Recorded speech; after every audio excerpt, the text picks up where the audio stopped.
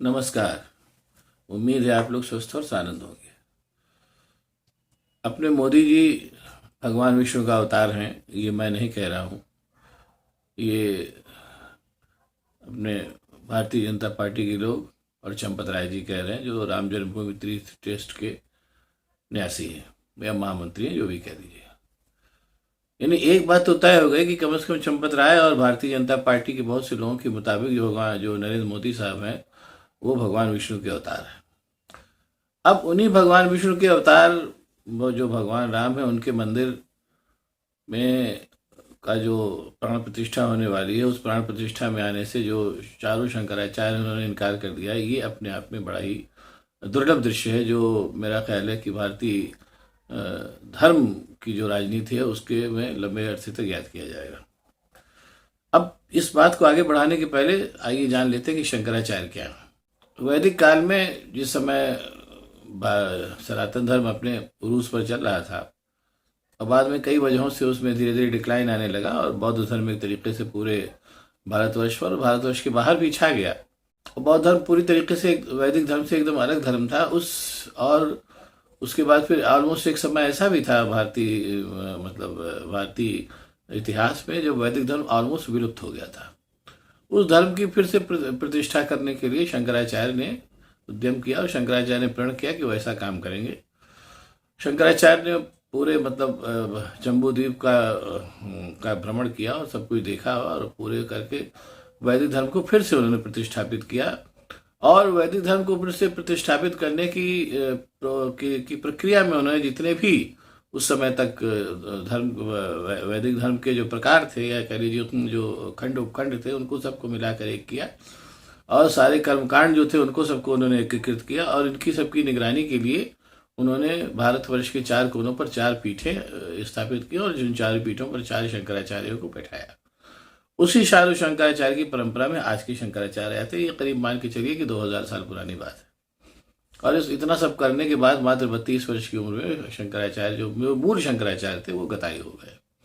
बहरहाल, यानी जो हमारे जो चारों शंकराचार्य हैं, मोटे तौर पर उनका काम जो है हिंदू धर्म की जो बनावट है उसकी रक्षा करना और उसके जो कर्मकांड है उनकी रक्षा करना है, मोटे तौर पर। बाकी और जो धार्मिक उनके काम हो तो नहीं है। ये परंपरा चलती रहे और अभी भी आज की तारीख में भी जो एक तरीके से कह लीजिए कि हिंदू धर्म का जो सर्वोच्च पद है वो शंकराचार्य है।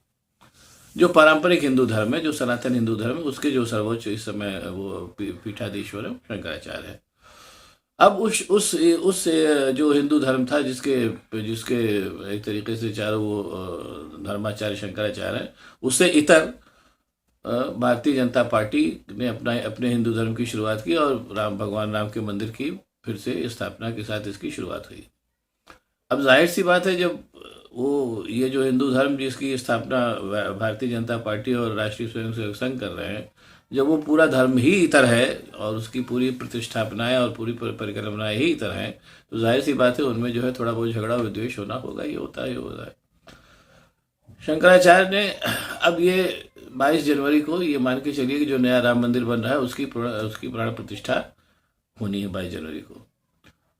अब उसमें जो है वो शंकराचार्य ने एक उसमें उस प्राण प्रतिष्ठा को लेकर के कई तरह के सवाल उठ रहे हैं। बहरहाल उसमें एक मेन सवाल उठाए चारों शंकराचार्यों ने। उन्होंने कहा कि अधूरे मंदिर में प्राण प्रतिष्ठा नहीं की जाती, मंदिर जब पूरा बन जाता है तब उसकी प्राण प्रतिष्ठा की जाती है। और इसलिए जो है ये जो हो रहा है गलत हो रहा है और इसलिए हम प्राण प्रतिष्ठा समारोह में नहीं जाएंगे। ये बात ज्योतिष पीठ के शंकराचार्य स्वामी अभिमुक्तेश्वरानंद जी ने कही। अब इसके जवाब में चंपत राय जी ने कहा, जो राम जन्मभूमि तीर्थ क्षेत्र के महामंत्री, उन्होंने कहा कि भगवान राम जो है वो केवल रामानंद संप्रदाय के तहत आते हैं। ये जो मंदिर है भगवान राम का, ये रामानंद संप्रदाय का है, इसलिए उसका जो है वो शंकराचार्य से कोई लेना देना नहीं है। वो आए या ना आए उससे कोई मतलब नहीं है। अब यहीं पर एक बात खटकने वाली है, जो मेरा ख्याल है कि जो लोग सनातन धर्म से थोड़ा बहुत भी वाकिफ है उनको पता होगा कि शंकराचार्य जो है पूरे हिंदू धर्म के जिसको कह लीजिए कि धार्मिक नेता है। जैसे ईसाइयों में पोप होता है और आपके क्या नाम है, इस तरीके से होता है, या मुसलमानों में पहले खलीफा हुआ करते थे, अब तो नहीं होते। खैर, ये दोनों ही प्रसंग मैंने ऐसे दे दिए, इतने वो रिलेवेंट नहीं थे, लेकिन बताने के लिए मैंने कहा कि भाई हर धर्म का एक धार्मिक उच्च वो होता है, सर्वोच्च धार्मिक नेता होता है। उसमें उस हिसाब से अपने हिंदू धर्म में जो चार, चूंकि देश, भारत देश बहुत बड़ा देश है, इसलिए इसके चार कोनों पर चार सर्वोच्च पीठाधीश्वर शंकराचार्य के रूप में बैठे हैं। और उन्होंने ये कहा कि जो प्राण प्रतिष्ठा हो रही है राम मंदिर की, उसको उसका धर्म से कोई लेना देना नहीं है और अधूरे मंदिर की प्राण प्रतिष्ठा नहीं की जाती है। ये बात उन्होंने कही और उसको लेकर के इस बात को स्वामी अभिमुक्तेश्वरानंद ने, जो ज्योतिष पीठ के शंकराचार्य, उन्होंने अपनी बात कही और उसका जवाब चंपत राय ने ये दिया कि शंकराचार्य का इससे कोई लेना देना नहीं, क्योंकि ये मंदिर जो है रामानंद संप्रदाय का है। और इस बात को कहते हुए शायद चंपत राय जी भूल गए कि स्वामी जो शंकराचार्य उस संपूर्ण हिंदू धर्म के जो है वो सर्वोच्च नेता है। और एक बात यह है, और जैसा मैंने कहा कि ये भी हो सकता है कि जो राष्ट्रीय स्वयंसेवक संघ का और भारतीय जनता पार्टी का हिंदू धर्म है, उसका सनातन धर्म से कोई लेना देना नहीं, इसलिए शायद उन्होंने ये बात कही होगी। अब यहाँ पर एक बात और समझने के बाद फिर अब बात को आगे बढ़ाते हैं। वो ये है कि जो पूरा जो बुरी जो मतलब ये जो धर्म को लेकर के जो इतनी चकचक शुरू हुई है, अब इसमें अगर बिल्कुल साफ साफ बात कह दी जाए, या समझने वाले समझ भी रहे, ऐसा नहीं है कि ये जो फिलहाल जो श्री राम मंदिर, श्री राम जन्मभूमि का मंदिर बन रहा है, इस राम जन्मभूमि का मंदिर का धर्म से लेना देना कम है, राजनीति से लेना देना ज्यादा है। यानी ये मंदिर जो बन रहा है, इस मंदिर के बनने की संकल्पना से लेकर के और आज तक की उसमें राजनीति प्रमुख रही, धर्म का इससे लेना देना कम रहा है। और इस मंदिर की जो भी बनावट से लेकर के प्राण प्रतिष्ठा से लेकर के जो भी है, उसकी जो प्रेरक शक्ति रही वो राजनीति रही, धर्म नहीं रहा। ये बिल्कुल बेसिक सी बात है। अब इसलिए इस मंदिर को लेकर के जो भी काम हो रहा है उसमें राजनीति प्रमुख है, धर्म कम है। ये बात मोटी तौर पर मान लेनी चाहिए। ये मंदिर जो है सत्ता संधान के लिए बनाया जा रहा है, धर्म से इसका लेना देना या तो है ही नहीं, या है भी तो बहुत कम है। ये बात मान के चलनी चाहिए। तो सत्ता संधान के लिहाज से इस समय जो प्राण प्रतिष्ठा की जा रही है वो बिल्कुल उचित है, धर्म के लिहाज से हो या ना हो, क्योंकि अब मार्च में चुनाव होने वाले हैं, मार्च अप्रैल में।